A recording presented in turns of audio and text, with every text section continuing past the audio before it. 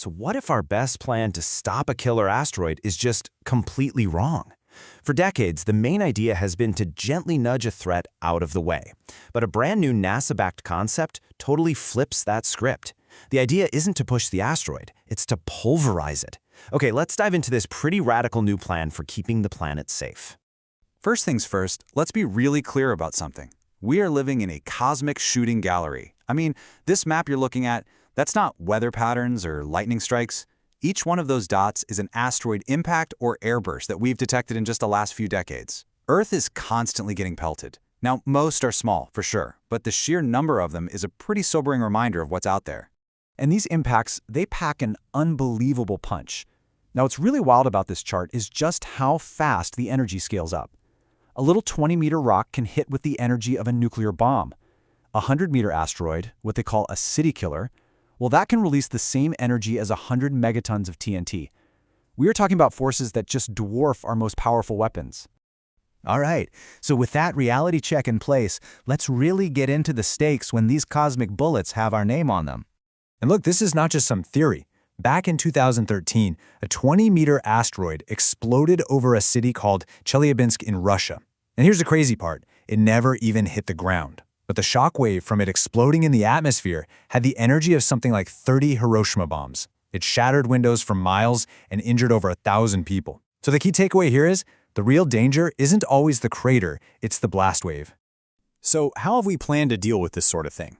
Well, for a long time, the main strategy has always been about a very gentle, very long-distance push. The idea is pretty simple on paper. You hit the asteroid with a spacecraft, or maybe you use something called a gravity tractor to very, very slowly change its path over a long time so it just misses Earth. And it's a solid idea, but it has one massive, glaring weakness. It needs time. Lots of time. We're talking years or more likely decades of warning for it to actually work. Which, of course, brings us to the terrifying question that the whole gentle nudge idea just can't answer. What do we do when an asteroid pops up out of the black with almost no warning? What's our last-ditch defense when time is run out? Well, this is where that new NASA report comes in. It proposes a solution that is completely counterintuitive, and they gave it a pretty direct name, PI, which stands for Pulverize It. Yeah. Instead of trying to move the asteroid, PSEI's goal is to completely, disassemble it.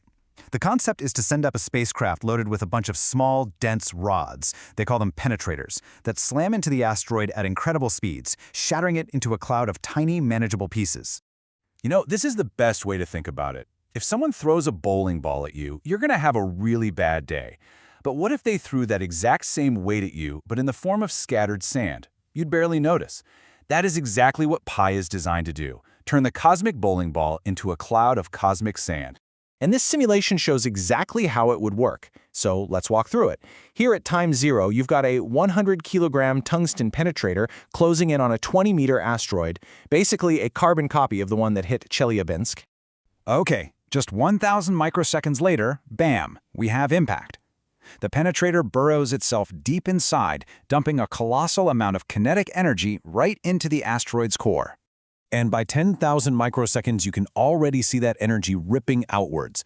It's a shockwave that's literally fracturing the entire structure from the inside out. This all happens unbelievably fast. By 25,000 microseconds, the asteroid hits what engineers call catastrophic failure. Its structural integrity is just gone. It's not one solid object anymore. Which you can see happening right here.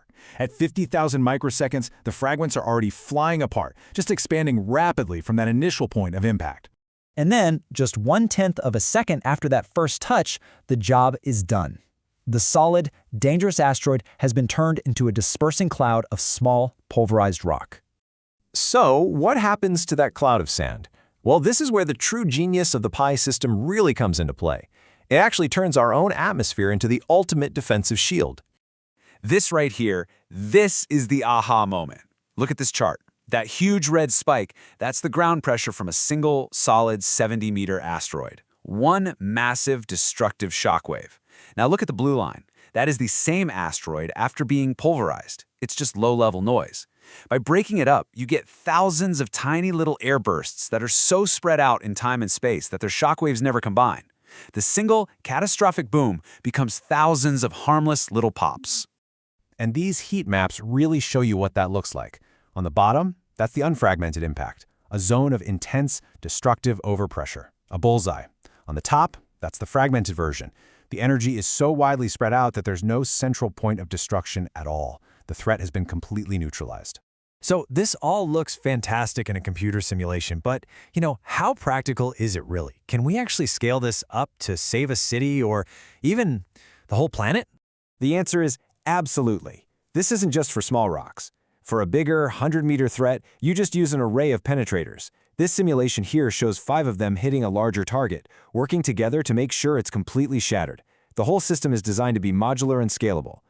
And the response times are just staggering. A Chelyabinsk-sized threat could be intercepted and destroyed with only 100 seconds to spare. The Tunguska event? That could be handled with just 5 hours' notice. A 100-meter city killer? 1 day. Even the infamous 350-meter asteroid Apophis could be neutralized with only 10 days of warning. That's a total game changer.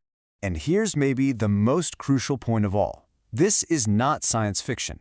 The researchers say that a single launch of a rocket we already have, like a Falcon Heavy, or one that's coming soon, like Starship, could carry enough penetrators to deal with a massive threat like Apophis.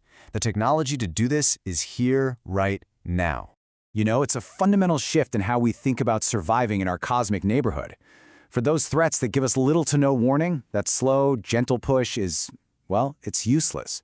So it really begs the question.